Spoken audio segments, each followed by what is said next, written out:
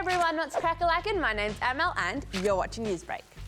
After months of speculation, the Bureau of Meteorology has officially announced we are in our third La Nina year in a row.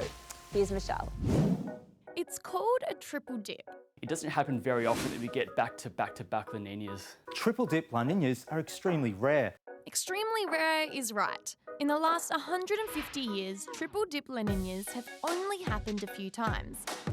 It means the eastern coast of Australia should expect a lot more rain in the coming months. La Nina is when there is lots and lots of rain and it affects farming and everything else, and it's hard for the livestock. It's the opposite of drought and means that we've had lots of rain. A La Nina is all about what happens out in the Pacific. In a normal year, the trade winds blow steadily across the tropical Pacific. And by Christmas, there's usually a build-up of warm water over these parts of Australia. The warm water evaporates and brings rain, and that's why the north gets its wet season. A La Nina year is when those trade winds are super strong and there's much more warm water over Australia. This means lots and lots of rain. For farmers in parts of New South Wales and Queensland who are still recovering from recent floods, it's not good. These are some of the kids who live in Temora, New South Wales. They're all farmers and their families have been affected by the floods. Over the past few months there's been lots of rain and I couldn't have imagined how much we'd get. Our farm, we couldn't really get into town because there was lots of floods, and it was quite hard to farm. Another La Nina means that we might not be able to get crops off this year.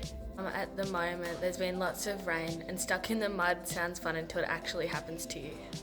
Another La Nina doesn't necessarily mean there'll be more floods, but communities are getting ready for what more rain could bring. I hope everyone stays safe during the next La Nina. Crowds in London have braved the wet weather to farewell the Queen. People applauded outside Buckingham Palace as the hearse carrying the Queen's coffin passed through the gates. The coffin arrived by plane from Scotland and will stay at the palace before a public procession to Westminster Hall. While lots of people are mourning the Queen's death, some people around the UK have been protesting against the monarchy and don't think Britain should have a king. So today is a really heartening protest about the succession of Charles as monarch, and with different people expressing different thoughts about the monarchy and about Charles' accession as king. British police have faced criticism this week after arresting some protesters, which has sparked debate about freedom of speech. NASA is less than 2 weeks away from crashing a spacecraft into an asteroid. It might sound pretty strange, but it's part of an international plan to save the Earth if anything big and scary gets too close to our planet.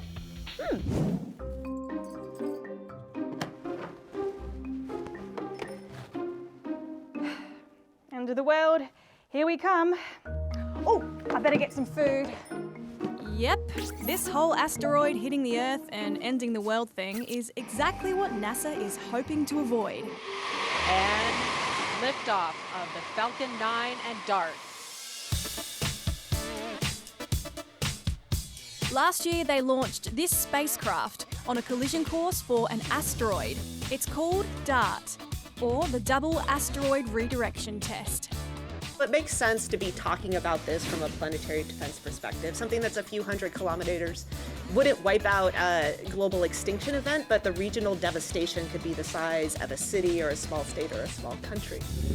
See, asteroids have been known to hit Earth. Remember those guys?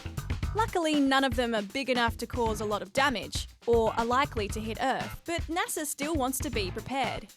DART is the size of a vending machine, and in 2 weeks' time, it'll crash straight into an asteroid called Didymos.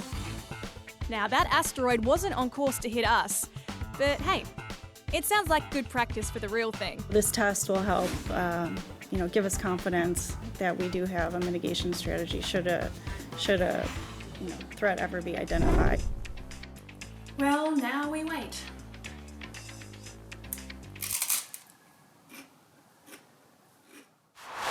Well, that's all from us. Thanks for watching and we'll be back tomorrow. Bye!